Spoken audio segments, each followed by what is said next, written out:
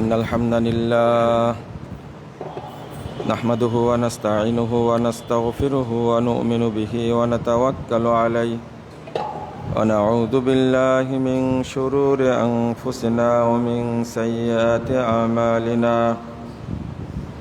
من يهده الله فلا مضل له ومن يضلل فلا هادي له وأشهد أن لا إله إلا الله وحده لا شريك له وأشهد أن محمدا عبده ورسوله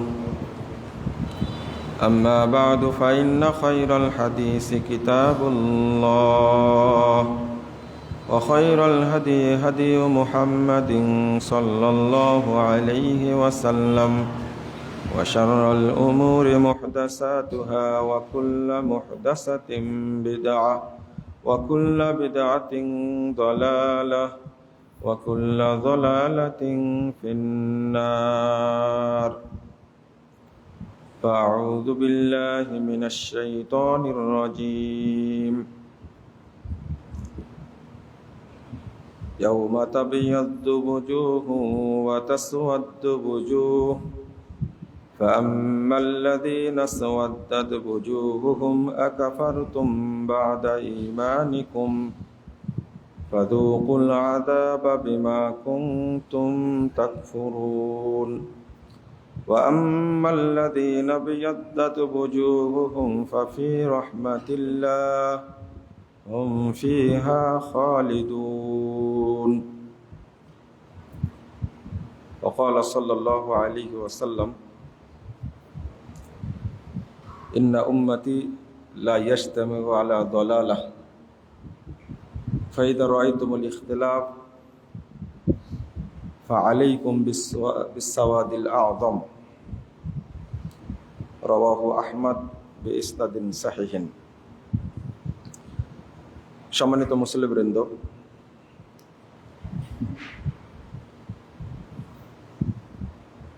ইসলামী সমাজে ঐক্যের গুরুত্ব বা মুসলিম ঐক্যের গুরুত্ব এই বিষয়টা নিয়ে আজকে খুতবায় আলোচনা করবেন ইনশাআল্লাহ। ওয়া মা তাওফীকি ইল্লা বিল্লাহ আলাইহি তাওয়াক্কালতু ওয়া ইলাইহি উনীব। আমরা একটা আয়াত পড়ি, ওয়াতাসিমু বিহাবলিল্লাহি জামিআন ওয়া লা তাফাররাকু। এটা সূরা আল ইমরানের 103 নম্বর আয়াত। এই আয়াতটা শুরু হয়েছে, কথা কি বোঝা যায়? বোঝা যায় তো? এই আয়াতটার আগে একটা আয়াত আছে। আল্লাহ বলছেন, ইয়া আইয়ুহাল্লাযীনা আমানুত্তাকুল্লাহ হাক্কা তুকাতিহি ওয়া লা তামুতুন্না ইল্লা ওয়া আনতুম মুসলিমুন। এখানে থেকে আলোচনাটা শুরু হয়েছে, আর এই আলোচনাটা শেষ হয়েছে আমি যে আয়াতটা পড়লাম, দুইটা আয়াত, এরপরে আর একটা আয়াত আছে, তিলকা আয়াতুল্লাহ নাতলুহা আলাইকা বিল হক ওয়া মাল্লাহু ইউরিদু যুলমান লিল আলামিন। এখান থেকে শেষ হয়েছে আলোচনাটা। কিন্তু আমরা এই শুধু একটা অংশ নিয়ে কথা বলি, ওয়াতাসিমু বিহাবলিল্লাহি জামিআন ওয়া লা তাফাররাকু, শুধু এই অংশ। কিন্তু শুধু এই অংশ কথা বললে এই আয়াতের উদ্দেশ্য প্রমাণিত হয় না।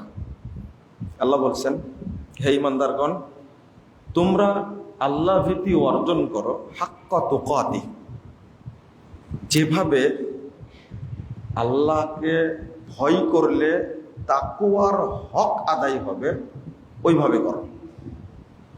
আমি তো আল্লাহকে ভয় করি, এই কথা বললে হক আদায় হয় না। এই তাকওয়া মানে যাবতীয় সৎ কাজের আনুগত্য করা, যাবতীয় অসৎ কাজ থেকে বিরত থাকা, এর নাম হলো তাকওয়া। আমি মুখে বললাম তাকওয়া, এটা না। এই জন্য আল্লাহ এই আয়াতের মধ্যে বলেছেন হাক্কা তুকাতিহি, তাকওয়ার হক আদায় করো। আমরা তাকওয়ার হকটা আদায় করি না। এত শক্ত কথা বলার পরে আল্লাহ এবার বলছেন প্রথম কথা, মানে তাকওয়ার প্রথম স্তর আল্লাহ বলতে চাচ্ছেন ওয়াতাসিমু বিহাবলিল্লাহি জামিআও। এরপরে বলছেন ওয়ালা তাফাররাকু। কথাটা ভালো করে বুঝেন। হাক্কা তুকাতিহি বলার পরে এবার বলছেন ওয়াতাসিমু বিহাবলিল্লাহি জামিআও ওয়ালা তাফাররাকু। 2 নম্বরে বলছেন তোমরা আল্লাহর রজ্জুকে, আল্লাহর বিধানটাকে ইতিসাম করো, শক্ত করে ধরো। 3 নম্বরটা বলছেন ওয়ালা তাফাররাকু, আর তোমরা বিভক্ত হইও না। ইতিসাম মানে কি? ইতিসাম মানে কি? আরো কয়েক জায়গায় ব্যবহার হয়েছে ওয়াতাসিম বিল্লাহ, তোমরা আল্লাহকে শক্ত করে ধরো। আল্লাহ রাসূল সাল্লাল্লাহু আলাইহি ওয়াসাল্লাম বলছেন ইয়া আইয়ুহান নাস,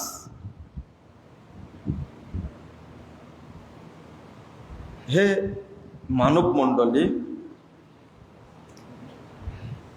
লাইন তাসামতুম, তোমরা যদি আঁকড়ে ধরো আল্লাহর কিতাব এবং রাসূল সাল্লাল্লাহু আলাইহি ওয়াসাল্লামের হাদিস, তাহলে লাং তাদিল্লু আবাদা, কিতাব আল্লাহ ওয়া সুন্নাত নবিয়্যিহি।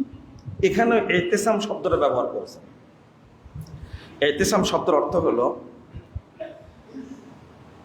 আপনারা চিল দেখেছেন তো? চিল দেখছেন? চিলের যে নখ আছে না, নখ, এই চিলের নখের নাম হলো ইতিসাম। কেন? চিলের গায়ে এত শক্তি, ওর চেয়ে ওজন বেশি, ওর চেয়ে ওজন বেশি একটা মাছ সে তার নখ হানা দিয়ে তুলে নিয়ে যেতে পারে। মানে ও ওজন করলে হয়তো বা 1 কেজির মতো হবে, কিন্তু ওর যা শক্তি, এমনভাবে ও শিকারকে এমনভাবে নখটা হানা দেয়, ওর চেয়ে বেশি ওজনের জিনিসকে শিকারকে সে ধরে নিয়ে চলে যেতে পারে। এটাকে বলা হয় ইতিসাম। অর্থাৎ আল্লাহ রাব্বুল আলামিন আপনাকে বলছেন যে তোমার কত ওজন আছে, আল্লাহর বিধানটাকে তুমি তোমার সর্বশক্তি দিয়ে কি করো? আঁকড়ে ধরো। চিল যদি ধরে তাহলে ওখান থেকে শিকার কখনো রেহাই পায় না। এটা এখন তো ভিডিওতে দেখা যায়, যেভাবে সু মেরে সে মাছ ধরে, মাছটা তার চেয়ে ওজনে বেশি, কিন্তু সে ধরতে পারে না। আল্লাহ ওই উদাহরণটা দিচ্ছেন যে ওয়াতাসিমু, তোমরা ইতিসাম করো কি? বিহাবলিল্লাহ, আল্লাহর যে বিধান সেটা। ওয়ালা তাফাররাকু, এরপরে বলছেন তোমরা দলে দলে বিভক্ত হয়ে না। এরপরে আল্লাহ রাব্বুল আলামিন স্মরণ করে দিচ্ছেন ওয়াজকুরু নি'মাতাল্লাহি আলাইকুম ইয কুনতুম আ'দাআন ফাআল্লাফা বাইনা কুলুবিকুম ফাআসবাহতুম বিনি'মাতিহি ইখওয়ানা। তোমরা আল্লাহর নিয়ামতকে স্মরণ করো যখন তোমরা কুনতুম আ'দা, সবাই ছিলে শত্রু, ফাআল্লাফা বাইনা কুলুবিকুম, আল্লাহ তোমাদের অন্তরের মধ্যে কি দিয়ে দিছেন? ঐক্যের বাসনা দিয়ে দিছেন। ফাআল্লাফা বাইনা কুলুবিকুম ফাআসবাহতুম বিনি'মাতিহি ইখওয়ানা। অতঃপর আল্লাহর অনুগ্রহে, আল্লাহর রহমতে তোমরা সবাই শত্রু থেকে সবাই কি হয়ে গেছো? ভাই ভাই হয়ে গেছো। বলেন আলহামদুলিল্লাহ। ওয়া কুনতুম আলা শাফা হুফরাতিম মিনান নার, অথচ তোমরা ছিলে জাহান্নামের কিনারায়। এই আয়াতটা নাজিল হলো কখন? কাযালিকা ইউবাইয়িনুল্লাহু লাকুম আয়াতিহি লাআল্লাকুম তাহতাদুন। আল্লাহ রাব্বুল আলামিন তার নিদর্শন তোমাদের জন্য বর্ণনা করছেন যেন তোমরা হেদায়েতের পথে চলো। অবশ্যই তোমরা হেদায়েতের পথে চলবে, এই জন্যই আল্লাহ এটা বর্ণনা করছেন। আয়াতটা নাজিল হওয়ার কারণ হলো, মদিনায় যাওয়ার পরে ইহুদিদের যে চক্রান্ত ছিল না, চক্রান্ত ছিল ইহুদিদের, আনসার আর মুহাজির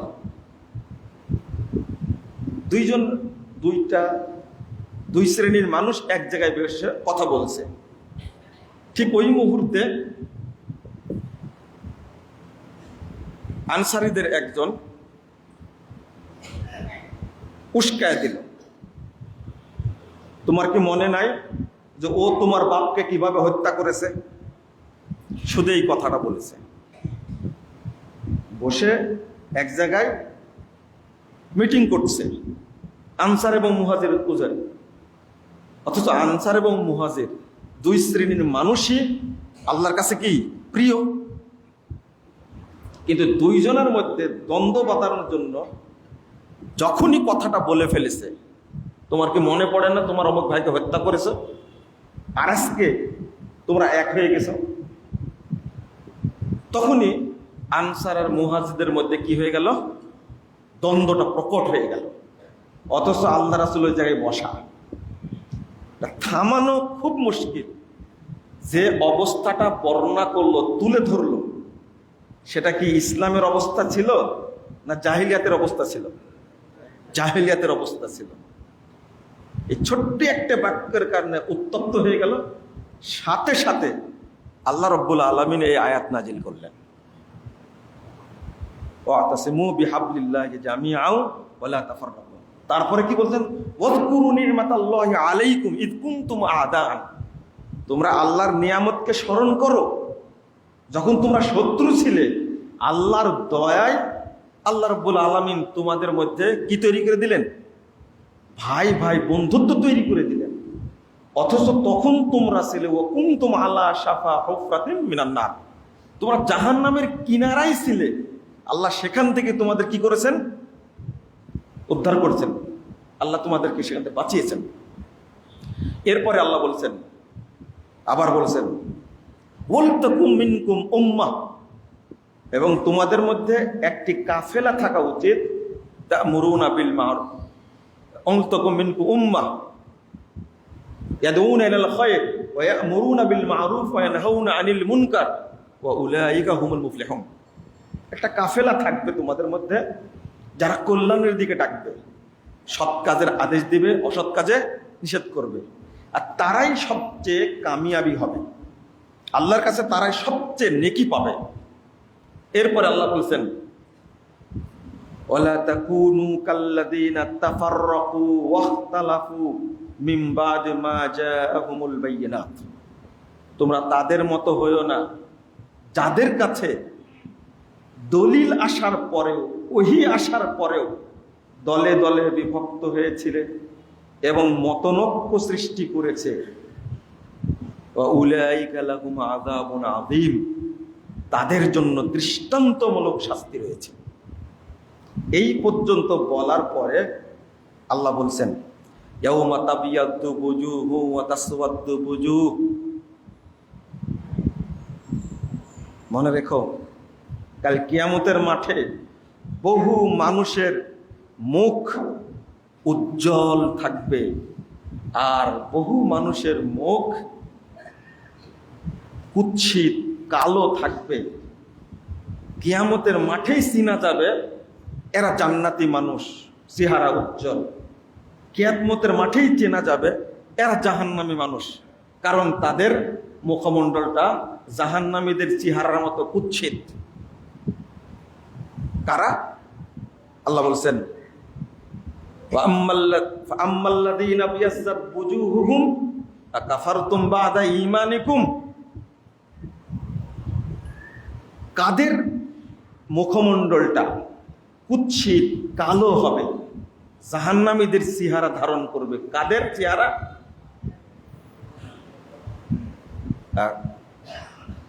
আকাফারতুম বাদা ঈমানিকুম ফাযুকুল আযাবা বিমা কুনতুম তাকফুরুন। ঈমান আনার পরে তোমরা কি কুফরি করলে? ফাযুকুল আযাবা বিমা কুনতুম তাকফুরুন। কুফরি শব্দটা দুইবার ব্যবহার করেছেন। আকাফারতুম বাদা ঈমানিকুম ফাযুকুল আযাবা বিমা কুনতুম তাকফুরুন। আবার বলছেন তোমরা জাহান্নামের আযাব ভোগ করতে থাকো কুফরি করার কারণে। কুনতুম তাকফুরুন। একবার জিজ্ঞেস করতে, আকাফারতুম বাদা ঈমানিকুম, ঈমান আনার পরে কুফরি করলে? যদি ঐক্য ভঙ্গ হয়ে যায় তাহলে এটা সাধারণ পাপ না, এটা কি? কুফরি। এটা কুফরি। মসজিদের ঐক্য আপনি ভেঙে দিচ্ছেন, সমাজের ঐক্য আপনি ভেঙে দিচ্ছেন, তারপরে একটা পুরো দেশের ইউনিটকে আপনি ভেঙে দিচ্ছেন। এটা কুফুরি। এটা কুফুরি। এটা আল্লাহ বলছেন এটা কুফুরি। এটা জায়েজ না জায়েজের ফতোয়া না। এরপর আল্লাহ বলছেন ওয়া আম্মাল্লাযীনা বিয়াযযাত বুজুহুহুম ফাফি রাহমাতিল্লাহ। আর যাদের মুখটা উজ্জ্বল হবে তারা আল্লাহর রহমতের মধ্যে থাকবে। ওহুম ফিহা খালিদুন।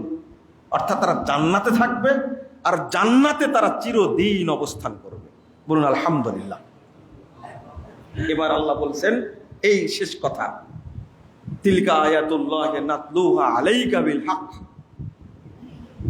আমি আল্লাহর আয়াতকে তোমার কাছে পেশ করলাম। ওমাল্লাহু ইউরিদু যুলমাল লিল আলামিন। আল্লাহ রাব্বুল আলামিন এই জগৎবাসীর উপরে জুলুম করতে চান না। আল্লাহর এটা ইচ্ছা না। এখানে এবার ওয়াতাসিমু বিহাবলিল্লাহ, এটার অর্থ কি? আর আরেকটা হলো যে কাদের মুখটা উজ্জ্বল হবে আর কাদের মুখটা কিয়ামতের মাঠে জাহান্নামীদের মতো কুৎসিত হবে। ইবনু আব্বাস রাদিয়াল্লাহু আনহু বলছেন তাবিয়াদু উজুহু আহলিস সুন্নাহ ওয়াল জামাআহ ওয়া তাসওয়াদু উজুহু আহলিল বিদআহ ওয়াল ফুরকাহ। কথাটা আমার না, তাফসীর ইবনে কাসির খোলেন, বলছেন ইবনু আব্বাস রাদিয়াল্লাহু আনহু কাল কিয়ামতের মাঠে তাদের মুখটা উজ্জ্বল হবে যারা সাহাবী তাবেঈদের আকীদায় বিশ্বাসী, যারা আহলে সুন্নাহ ওয়াল জামাআহ আহলুল হাদিস, তাদের মুখটা কিয়ামতের মাঠে উজ্জ্বল হবে। বলুন আলহামদুলিল্লাহ। ওয়া তাসওয়াদু বুজুহু আহলিল বিদআহ ওয়াল ফুরকাহ।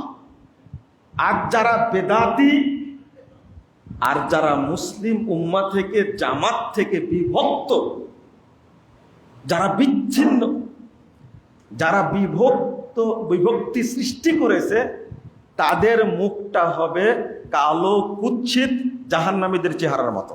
নাউযুবিল্লাহ, আস্তাগফিরুল্লাহ। তাহলে আহলুল বিদআহ ওয়াল ফুরকাহ,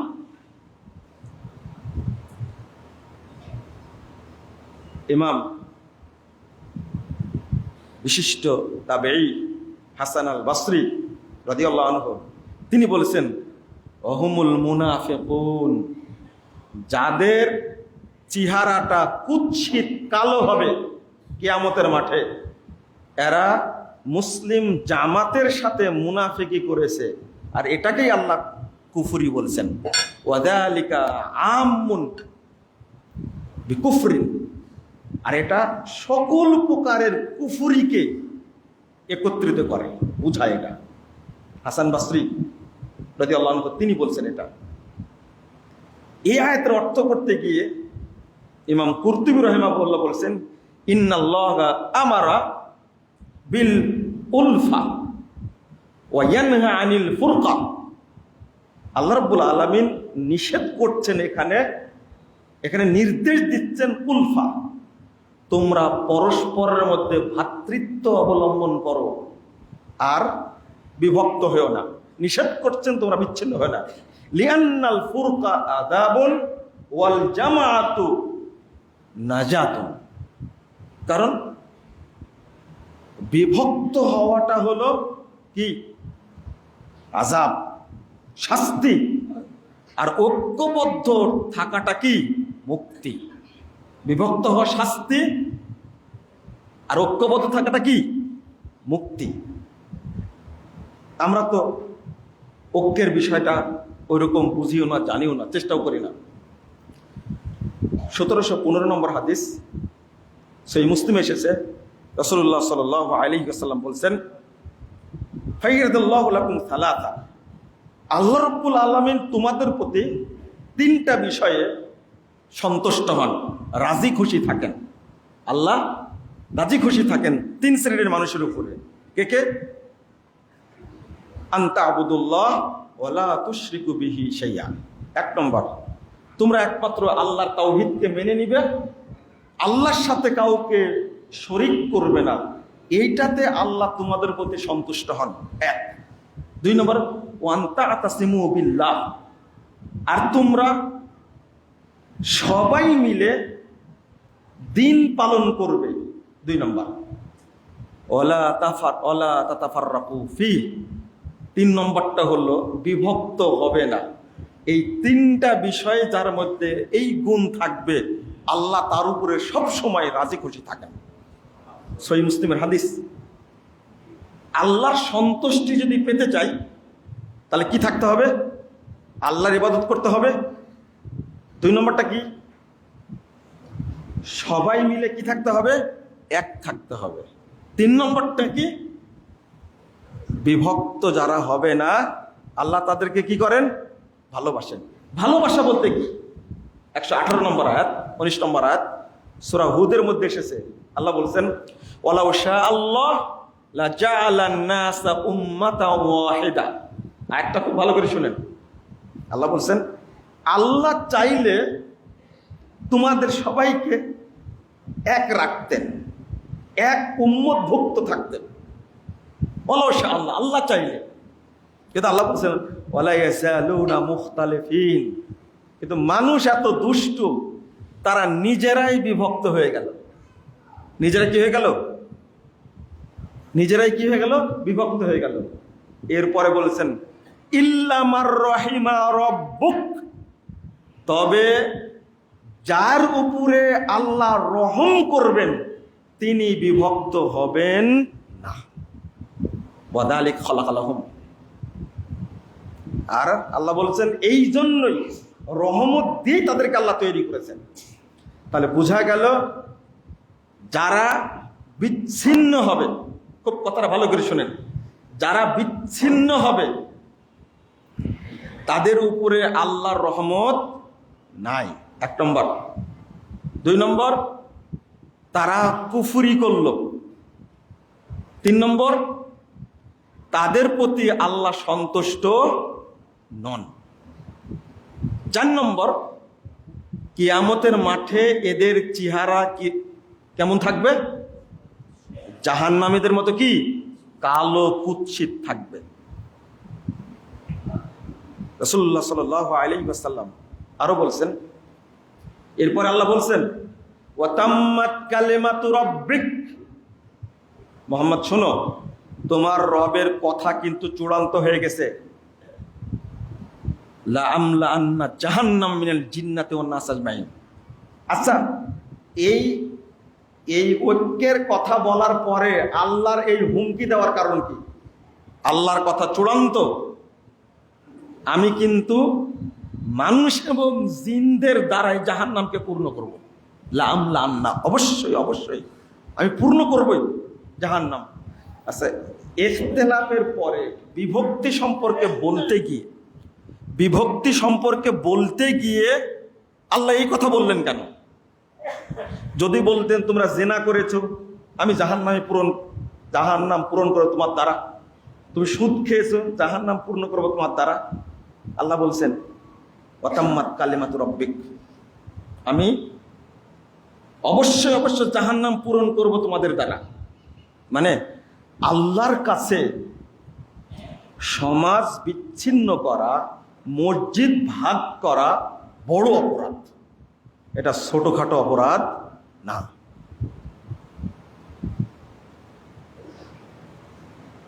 আরেকটা হাদিস তিরমিজির মধ্যে এসেছে 2165, 2166, 2167, এই তিনটা হাদিস পরস্পর।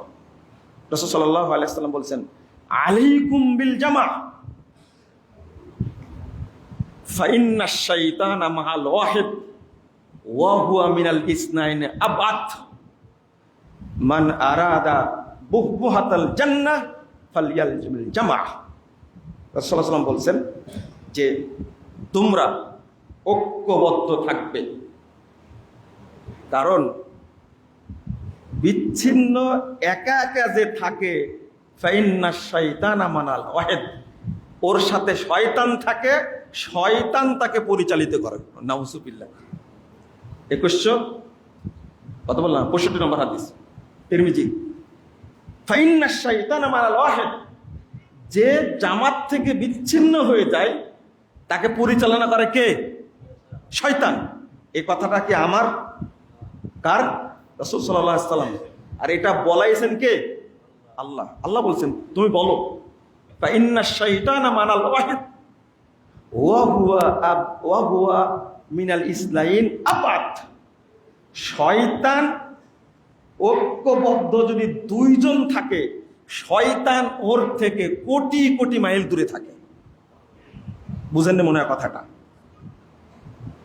শয়তান যদি দুইজন মানুষ সমাজে থাকে, দুইজন মানুষ ঐক্যবদ্ধ থাকে, তাহলে শয়তান তাদের দুইজন থেকে কোটি কোটি মাইল দূরে থাকে। আল্লাহু আকবার। এরপর আল্লাহ রাসূল বলছেন মান আরাদা বুহবুহাতাল জান্নাহ ফালইয়ালজিমিল জামাআহ, যে ব্যক্তি জান্নাতের মাঝখানে থাকতে চায় সে যেন জামাতকেই আঁকড়ে ধরে থাকে। আমরা কে চাই না জান্নাতের এক কোণে থাকতে চাই না, এক কোণে থাকতে চাই না, জান্নাতের মাঝখানে থাকতে চাই। যেন জান্নাতের মাঝখান মানে কি? মাঝখান মানে কি? জান্নাতুল ফেরদাউস। এরপরে রাসূল সাল্লাল্লাহু আলাইহি ওয়াসাল্লাম বলছেন ইন্নাল্লাহা লা ইয়াজতামিউ ইন্না উম্মতি লা ইয়াজতামিউ আলা দালালা। তোমরা মনে রেখো, আমার উম্মত যারা ঐক্যবদ্ধ থাকবে তারা কোনোদিনই ভ্রষ্টতার উপরে থাকবে না। কোন চ্যালেঞ্জ এটা, যারা ঐক্যবদ্ধ থাকবে তারা কখনোই বাতিলের উপরে থাকবে না, গুমরাহির উপরে থাকবে না। ফাইদা রাআইতুমুল ইখতিলাফ, অতএব যখন তোমরা ইখতিলাফ দেখতে পাবে ফাআলাইকুম বিসাওয়াদিল আযম, ইখতিলাফ দেখলে সাথে সাথে যারা ঐক্যবদ্ধ তুমি তাদের সাথে অবস্থান করবে। এই কথাগুলোর মধ্যে একটাও কি আমার কথা বলেছি? আমি একটাও ব্যাখ্যা দেইনি, কিন্তু খেয়াল করেন আমি শুধু অনুবাদ করেই যাচ্ছি। আমার জীবনে এর উপরে আজকে প্রথম বক্তব্য। আমি এর উপরে জীবনে কোনদিন বক্তব্য দিন, আজকেই প্রথম। হয়তো দ্বিতীয় আর একদিন বললে আরেকটু ভালো করে বলতে পারবো। এর উপরে আজকেই বক্তব্য দিচ্ছি। 2166 বললাম, 67 নম্বর হাদিস। রাসূল সাল্লাল্লাহু আলাইহি ওয়াসাল্লাম বলছেন ইয়াদুল্লাহি আলাল জামাআহ, ইয়াদুল্লাহি মাআল জামাআহ। জামাতের উপরে, ঐক্যের উপরে আল্লাহর হাত থাকে। কি থাকে? আল্লাহর হাত থাকে। জামাতের সাথে আল্লাহর হাত থাকে, জামাতের সাথে আল্লাহর হাত থাকে। এটা মনে বন্ধ হয়েছে নাকি?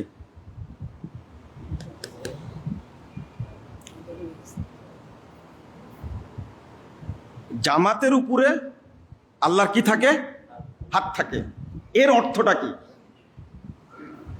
ইবনুল আসির আর নিহায়া ফি গরিব আল হাদিসের মধ্যে বলছেন এর অর্থটা কি? আল জামাতুল মুত্তাফিকাতু মিন আহলিল ইসলাম। কথাটা এত জটিল যে জামাতটা ঐক্যবদ্ধ, এটাই হলো ইসলামের জামাত। আল জামাতুল মুত্তাফিকাতু মিন আহলিল ইসলাম ফি কানাফিল্লাহ। এই ঐক্যবদ্ধ জামাতটা আশ্রয় পায় আল্লাহর কোসাই। আল্লাহু আকবার। আল্লাহর কুসা বোঝেন তো, কোল বোঝেন তো? আমরা বলি না যে সবচেয়ে একটা শিশু নিরাপদ মায়ের কোলে। কোথায়? মায়ের কোলে। আমরা জানি না আল্লাহর কোসা কি, এটা আমরা জানি না কেমন, কিন্তু আল্লাহ রব্বুল আলামিনের নিরাপত্তার মধ্যে থাকে।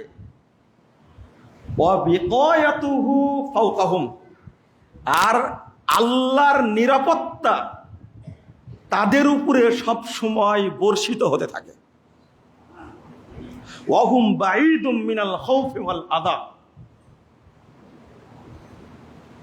আর তারা পৃথিবীর যত ভয়, যত সংখ্যা, যত ক্ষতি, সবগুলো থেকে আল্লাহ তাদেরকে বিরত রাখেন, দূরে রাখেন। ওয়াহুম বাঈদুম মিনাল খাউফি ওয়াল আযা। তাদেরকে কোনো ক্ষতি করতে পারে না, তারা কখনো কষ্টের মধ্যে পতিত হয় না। ফাকিমু বাইনা দহরানিহিম। এরপরে বলছেন, আল্লাহ বুঝাতে চাচ্ছেন, রাসূল বুঝাতে চাচ্ছেন, অতএব তোমরা সব সময় ঐক্যবদ্ধ জামাতের মাঝখানে থাকার চেষ্টা করবে। দূরে দূরে থাকার চেষ্টা করলে শয়তান তোমাকে কি করবে? বিভ্রান্ত করবে। ওয়া ইন্নাশ শাইতানা মাল ওয়াহিদ। বিখ্যাত ইমাম আরেকজন বলছেন, ইয়াদুল্লাহি মাল জামা। আল্লাহর হাত ঐক্যের সাথে আছে, জামাতের সাথে আছে। এটার অর্থ কি?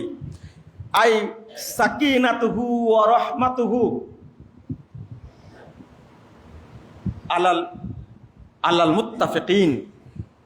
অর্থাৎ আল্লাহর বিশেষ দয়া এবং রহমত যারা ঐক্যবদ্ধ থাকে তাদের উপরে বর্ষণ হতে থাকে।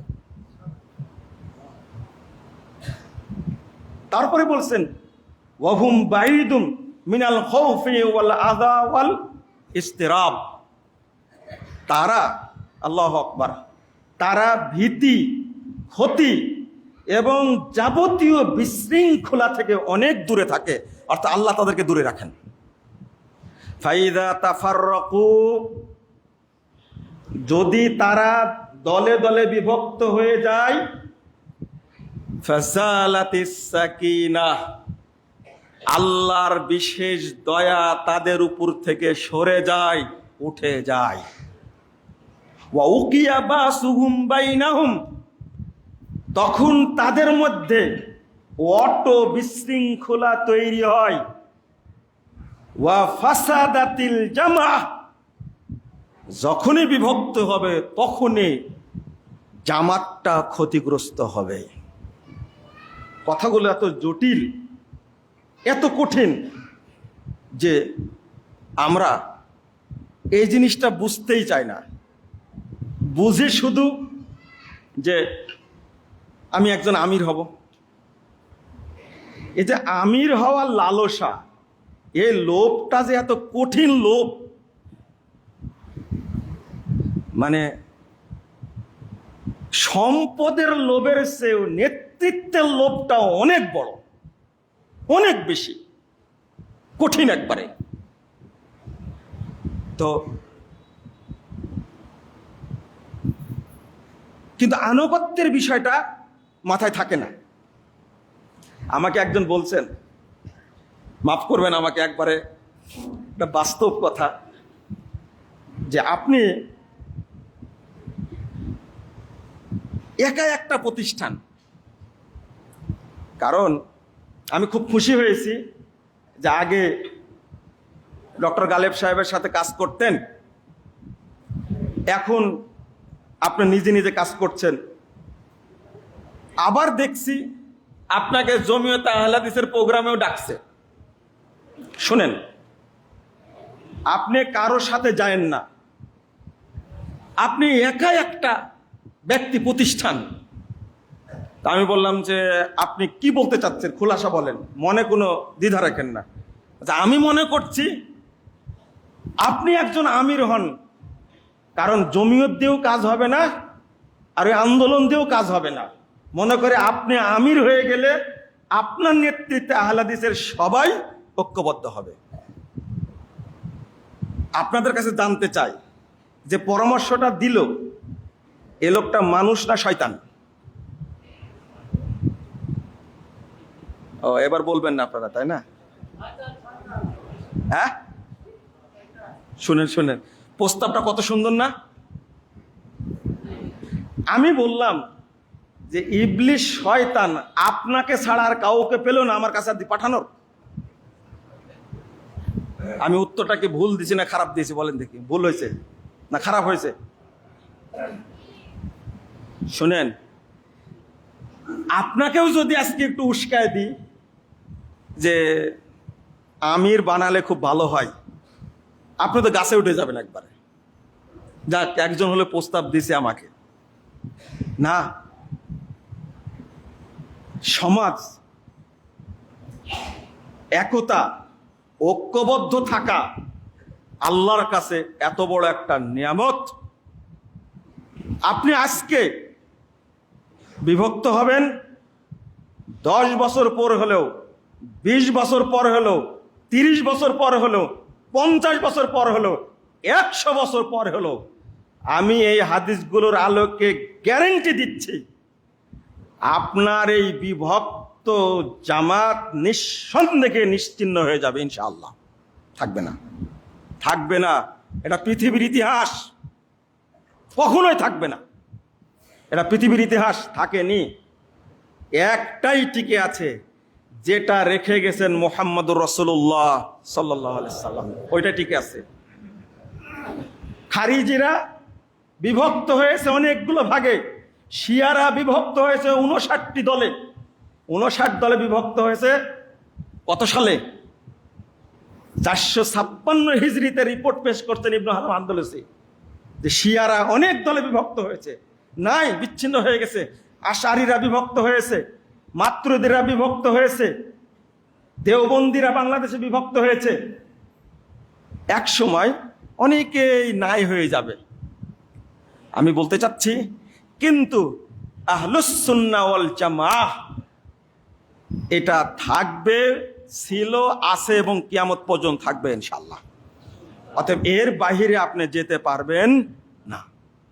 গেলেই হয় অপমানিত হবেন, না হলে লাঞ্ছিত হবেন, না হলে ইতিহাসের কাছে ঘৃণিত হবেন। প্রশ্নই আসে না। আমাকে যেন কেউ প্রশ্ন না করে যে আপনি নতুন দল খুললেন কেন। বুঝতে পারলেন না কথা? কেউ যেন প্রশ্ন না করে, সাবধান থাকবেন। আপনাকে যেন কেউ না বলে যে আপনি নতুন দলে গেলেন কেন। বুঝেননি কথা?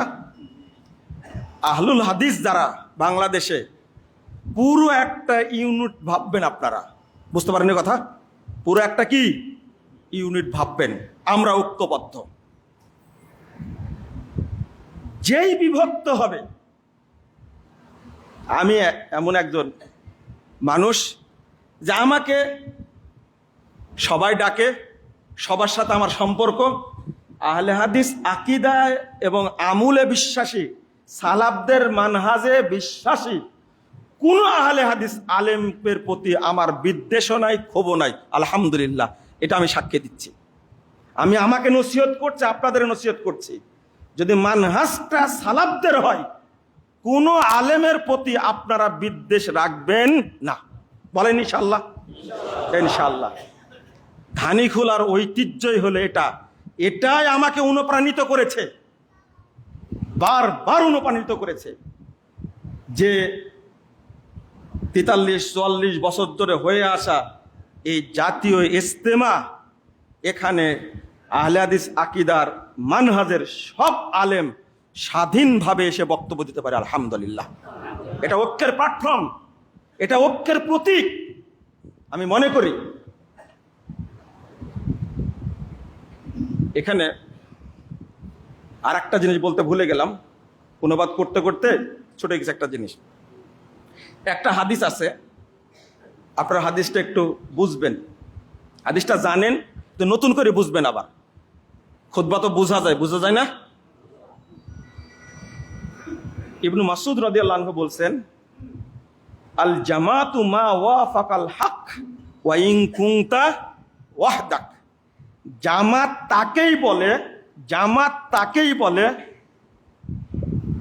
যেটা হকের সাথে মিল আছে, যদিও তুমি কি হও, একজন হও, তাই না? আপনি ধানীখোলাতে আছেন একজন, তাহলে এটা একটা জামাত, তাই না? একজন রাজশাহীতে আছে, তিনি একা একটা জামাত। তাই চিটাগঙ্গে আছেন, তিনি একা একটা জামাত। খুলনায় আছেন, তিনি একা একটা জামাত। আমি কুরআন এবং হাদিস মানি, অথবা আমি একা একটা জামাত। আসলে হাদিসটার অর্থ এটা না, আমাদের বুঝতে ভুল হয়েছে। আসলে হাদিসটার অর্থ কি? হাদিসটা একটু লম্বা হাদিস, মাঝখান থেকে আমরা নিয়েছি। লম্বা হাদিসের অংশ হলো, ইবনু মাসউদ রাদিয়াল্লাহু আনহু তার বন্ধু আমর ইবনে মাইমুন তাকে বলছেন যে তুমি তো এই এলাকার সবচেয়ে পণ্ডিত মানুষ, শরীয়ত অভিজ্ঞ ব্যক্তি, তুমি কি জানো মা হিয়াল জামা, এই জামাত বলতে কি বুঝায়? তখন বলছেন লা আদ্রি, আমি তো এর সংজ্ঞা দিতে পারবো না, কি বুঝায়।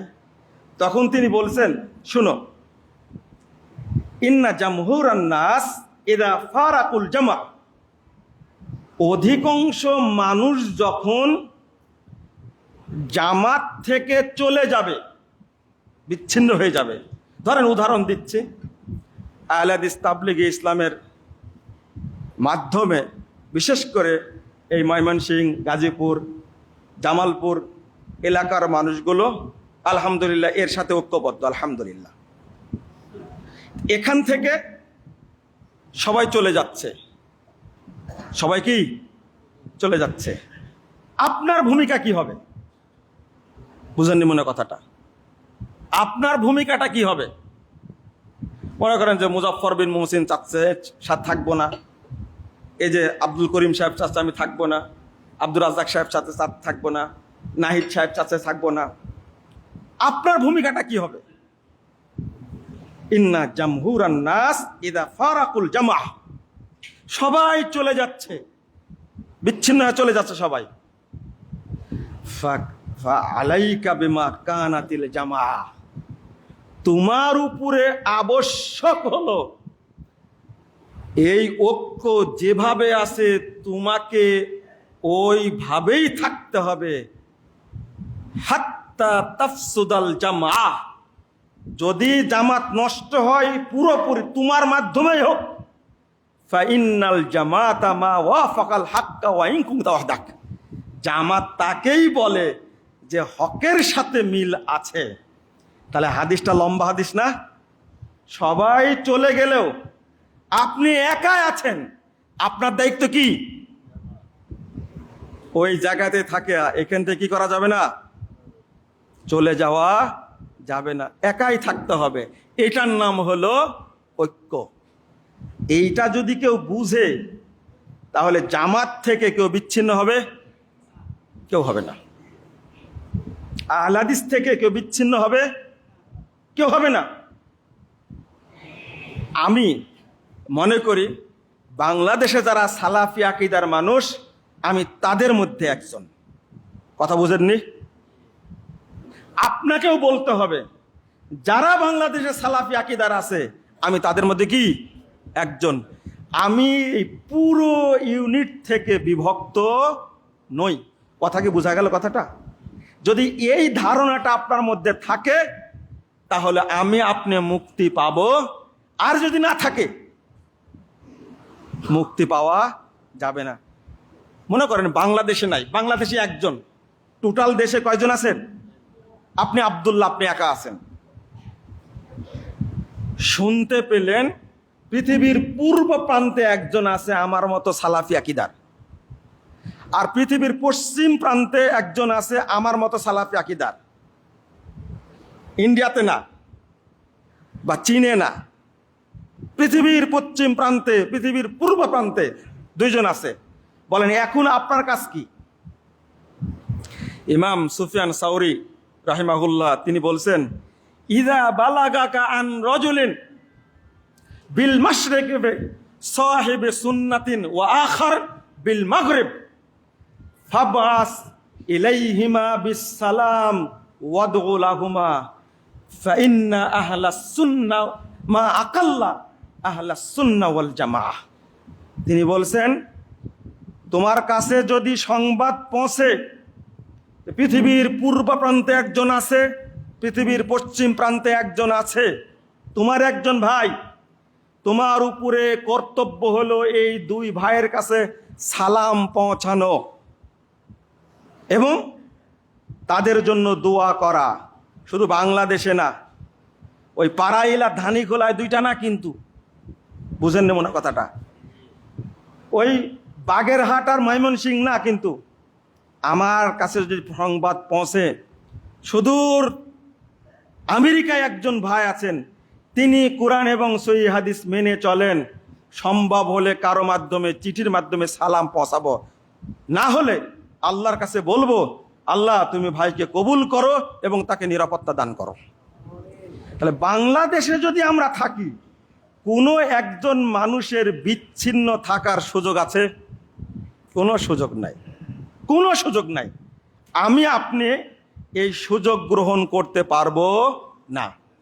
আজকের খুতবার আলোকে যদি আহলে হাদিসরা নিজেরা একটা ইউনিট মনে করে পরিচালনা করে, বলেন তো বাংলাদেশের দ্বিতীয় কোনো শক্তি খুঁজে পাওয়া যাবে এত শক্তিশালী?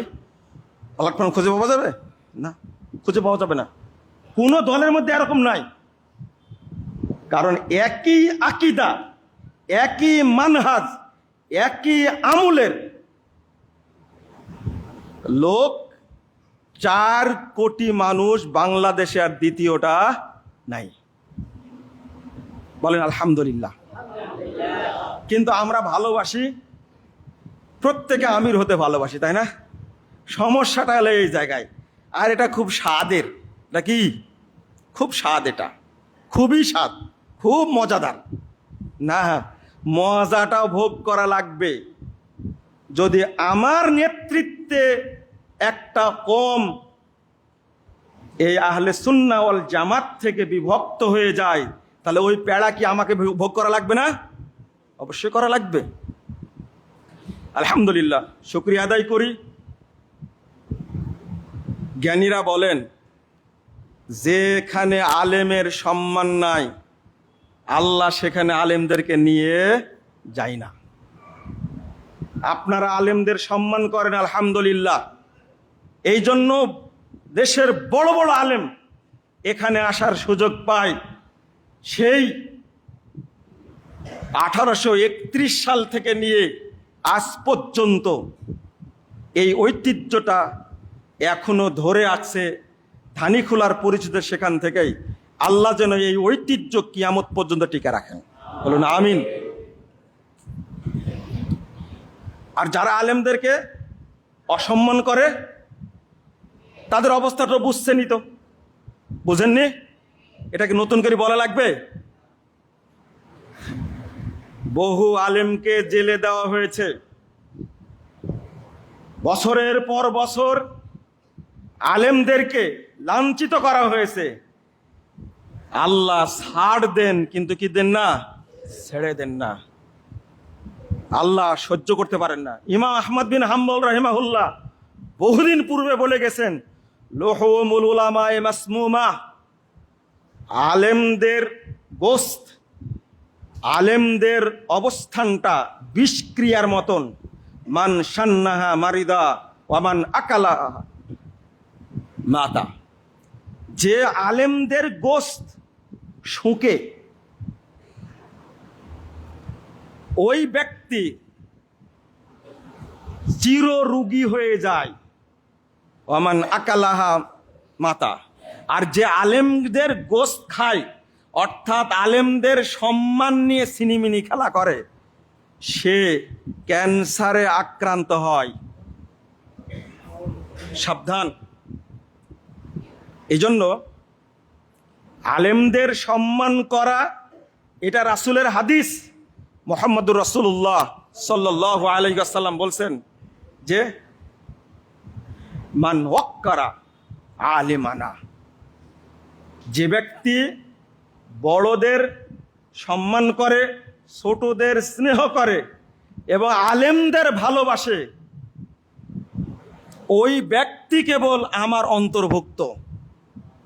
আর যে ভালোবাসে না, সম্মান করে না, আর যে ছোটদের স্নেহ করে না, এই ব্যক্তি আমার উম্মতের অন্তর্ভুক্ত না। আমরা আগে থেকে যেভাবে আলেমদের শ্রদ্ধা করি, সম্মান করি, আমরা এটা করবো ইনশাআল্লাহ। ইনশাআল্লাহ আল্লাহ যেন আমাদের কবুল করেন। আমিন ইয়া রাব্বাল আলামিন। শেষে আমি আপনাদেরকে একটা কথা বলে খুতবা শেষ করতে চাই। বন্ধুরা আমার, আহলে হাদিস তাবলীগে ইসলাম, বাংলাদেশ আহলে হাদিস তাবলীগে ইসলাম দাওয়াতি কাজের মাধ্যমে এর ঐতিহ্যতা টিকে আছে। আমরা অনেক সময় অলসতা প্রদর্শন করি, আমরা দাওয়াতি কাজ করতে চাই না। এই দায়িত্বশীল মানুষ হিসাবে এই দায়ভার আপনাকে নিতে হবে। আগামী 13, 14, 15 নভেম্বর জাতীয় ইজতেমা অনুষ্ঠিত হবে ইনশাআল্লাহ। আল্লাহর কাছে দোয়া করি, আল্লাহ তুমি এই ইজতেমাকে কবুল করে নাও। আমিন রাব্বাল আলামিন। আপনারা বছরের পর বছর যেভাবে সহযোগিতা করে আসছেন, এইভাবে ইজতেমা সফলভাবে বাস্তবায়ন করবেন ইনশাআল্লাহ। কারো মনে যদি কোনো রকমের কষ্ট থাকে, এই কষ্টটা পরস্পরে শেয়ার করে এই ইজতেমার ক্ষেত্রে আপনারা সবাই ঐক্যবদ্ধ থাকবেন ইনশাআল্লাহ। শেষে আর একটা কথা বলি, এই ইজতেমার কারণেই আমরা ধানীখোলা, এই মসজিদের নামটা কেন্দ্রীয় মার্কাজ মসজিদ, তাই না? আমাদের সারা দেশ থেকে এই দিনদার আলেম উলামা এখানে অংশগ্রহণ করে। বাজার সংলগ্ন এই মসজিদ, আমি মনে করি যারা মসজিদ পরিচালনা করেন বা করবেন, তারা এই তাবলীগি ইজতেমার ঐতিহ্যটা মাথায় রেখেই আপনারা দায়িত্ব পালন করবেন ইনশাআল্লাহ। কারণ আপনারা জানেন না, অনেকেই এই মসজিদ যখন টিনের মসজিদ ছিল, তখন এই মসজিদে 2001 সালে এসে খুতবা দিয়েছিলাম। আজ থেকে 24 বছর আগে টিনের মসজিদ ছিল না এটা? আপনারা তো জানেন, আমাকে চিনতেন না তখন। প্রথম ময়মনসিংহ সফরে আসছিলাম, আসার পরে এই মসজিদে খুতবা, 1 সালের কথা বলছি। আজকে 2024 সাল চলছে। 2024 সালের কত তারিখ? আজকে 6 তারিখ। আমি এই মেম্বারে দাঁড়িয়ে এদেশের বড় বড় আলেম খুতবা দিয়েছেন। উদ্দেশ্য হলো এই আহলে হাদিস তাবলীগে ইজতেমার জাতীয় ইজতেমাকে কেন্দ্র করে। অতএব মসজিদ কমিটি, মসজিদের যারা দায়িত্বশীল, তারা কোনো দিন ভুলে যাবেন না যে এটা তাবলীগি ইজতেমা থেকে এটা বিচ্ছিন্ন। এটা কোনোদিন ভুলে যাবেন না। আলেমদের এই ঐতিহ্যটা আপনারা স্মরণ রাখবেন। এটা আমার দাবি, এটা আমার ওপিনিয়ন, এটা আপনাদেরকে আমি বলতেই পারি। কারণ এটা না চালালে হয়তোবা আমাকেও আজকে এই মসজিদে খুতবা দিতে পারতেন না। পাশে আরো মসজিদ আছে না? কাটাখালী মসজিদ আছে, বারাইল মসজিদ আছে, এই যে এইদিকে আরো মসজিদ আছে, সামনে কয়েকটা মসজিদ দেখলাম গতকালকে এই দিক দিয়ে আসছে। আমি কোনো মসজিদে আশেপাশে খুতবা দেইনি। আসলে খুতবা দেই কোন জায়গায়? ধানীখোলা মার্কাজ মসজিদ। আর আমাদের এটা আহলে হাদিসের ঐতিহ্য। এটা আমি আহলে হাদিসদের একটু ক্ষুদ্র মানুষ হিসাবে আহলে হাদিস ভাইদের কাছে, যারা নেতৃবৃন্দ সমাজের, তাদের কাছে কি আমি দাবি রাখতে পারি না? অবশ্যই পারি দাবি রাখতে। আমি দাবি নিয়েই কথাটা বললাম। এটা আপনারা মনে রাখবেন ইনশাআল্লাহ। আমি আল্লাহর কাছে দোয়া করি আল্লাহ রাব্বুল আলামিন যেন আমাদেরকে কবুল করে নেন। আল্লাহ যেন এই বাংলাদেশ আহলে হাদিস তাবলিগ ইসলামের জাতীয় ইজতেমাকে যেন কবুল করে নেন। শত বাধা এসেছে, বিপত্তি এসেছে, প্রোগ্রাম করতে দিবে না, মঞ্চে উঠতে দিবে না, মঞ্চ থেকে নামলেই গ্রেফতার হবে, বারবার ফোন আসছে। প্রশাসনের তোয়াক্কা করিনি, গোয়েন্দার তোয়াক্কা করিনি, সাহস নিয়ে ইজতেমার মাঠে দাঁড়িয়ে ভাষণ দিয়েছে। আলহামদুলিল্লাহ। নেতৃবৃন্দ বলছে ভাই একটু ধৈর্য ধারণ করেন, এবার যাওয়ার দরকার নাই, আগামীতে আবার ইজতেমা হবে, তখন বক্তব্য দিবেন। যে ব্যাঙ পানিতে বাস করে তাকে সর্দির ভয় দেখে কোনো লাভ হয় না। আমি কি জেল খাটিনি? ধানীখোলার ভাইয়েরা এমন ভাবে নিরাপত্তা দিয়েছে, আমি অভিভূত। রাত্রিতে কেঁদেছি। গত ইজতেমার কথা আপনাদের মনে নাই? কিভাবে বৃষ্টি হচ্ছে, চারিদিকে বৃষ্টি হচ্ছে, ধানীখোলার মাটিতে আল্লাহ বৃষ্টি দেয়নি, লাখো মানুষ জুমার সালাতে হাজির হয়েছে। আলহামদুলিল্লাহ। ফজর সালাতে উঠে দেখছি ঝমঝম করে বৃষ্টি হচ্ছে। আল্লাহর কাছে কারো কান্না কবুল হয়েছে। ওই ফজরের পরে বৃষ্টি বন্ধ হয়েছে, একটানা সেই রাত পর্যন্ত এক ফোঁটা বৃষ্টি আর নাজিল করেন আল্লাহ। এটা মুরব্বীদের দোয়া। আপনি কি মনে করেছেন 30 সালে বৃষ্টি হচ্ছে আর এখানে বৃষ্টি নাই? আল্লাহ এইভাবেই আহলে হাদিস তাবলীগ ইসলামকে হেফাজত করবেন ইনশাআল্লাহ। আমি আজকে মুজাফফর না থাকলে, মুজাফফরকে জেলখানায় ঢুকাই দিলে শত মুজাফফর তৈরি হবে, তাবলীগ ইসলামকে টিকিয়ে রাখবে ইনশাআল্লাহ। জেলখানাকে ভয় পাই না, গুলিকে ভয় পাই না, ফাঁসিকে ভয় পাই না, মনে রাখবেন ইনশাআল্লাহ। আহলে হাদিসের ঐতিহ্য টিকিয়ে রাখবেন ইনশাআল্লাহ। ধানীখোলার ভাইয়েরা আমার সাথে বলেন কি আপনারা এই ঐতিহ্য টিকে রাখবেন ইনশাআল্লাহ? মনে রাখবেন ইনশাআল্লাহ। এই যারা কুচক্রী এই ইজতেমাকে বিভক্তি করার জন্য ভেঙে ফেলেছে, আল্লাহ তাদেরকে অপমান করেছেন, অপমান করেই ছাড়বেন ইনশাআল্লাহ। আবার ঐক্যবদ্ধ হবে ইনশাআল্লাহ। আপনি মনে করেছেন কি মুজাফফর বিন মহসিনের এখানে ব্যক্তিগত কোনো স্বার্থ নেই? সম্মানের জন্য এখানে আসেনি, টাকার জন্য এখানে আসেনি, এখানে এসেছি আহলে হাদিসের ঐতিহ্যের কারণে, ভালোবাসার কারণে। যতদিন ছোট হিসাবে ভালোবাসা দিবেন ততদিন আসি। যেদিন বুঝবো ধানীখোলার লোক ভালোবাসে না, আমি আর কোনোদিন ফোনও দিব না, আসবো না ইনশাআল্লাহ। কথা কি বুঝতে পারলেন? ভালোবাসেন ছোট হিসাবে, তাই আসি আলহামদুলিল্লাহ। কিন্তু জেলের ভয় দেখে লাভ নাই, মামলার ভয় দেখে লাভ নাই। ফোন দিয়ে বলছে সোজা হয়ে ওই অমুক উদ্দিনের সাথে দেখা করেন, না হলে আপনার উপরে বৃষ্টির মতো মামলা হবে, সারা বাংলাদেশের 64 জেলায় মামলা হবে। আমাদের মামলা দিয়ে ফোন দিন। রমাজানের পরে মুজাফফর বিন মহসিন গ্রেফতার হয়ে যাবে। এই সমস্ত ফালতু কথায় আমরা কখনো ভীতু হয়েছি? কিসের? গ্রেফতার করবে, নিয়ে যাবে, সমস্যাটা কি? কয়দিন জেলখানায় আটকা রাখবে? আল্লাহ আলেম ওলামাকে হেফাজত করার মালিককে আল্লাহ। অতএব আমি শেষে কথাগুলো একটু মানে কি বলবো, এখানে না আসলে আমার নামে কেউ মামলা দিত না। 3টা মামলা করেছে খুলনায় আমার নামে, আপনারা কেউ জানেন না।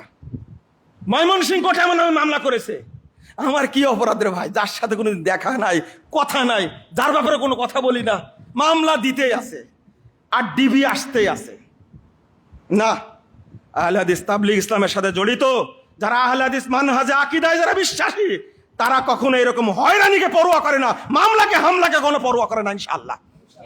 আল্লাহ আমাদেরকে রক্ষা করবেন ইনশাআল্লাহ। আল্লাহ তুমি আমাদের সবাইকে কবুল করে নাও।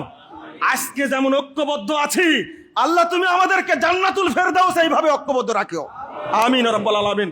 আমাদের কোনো দুনিয়াবি স্বার্থ নাই, আল্লাহ তোমার সন্তুষ্টি চাই, তোমার কাছে জান্নাতুল ফেরদাউস চাই।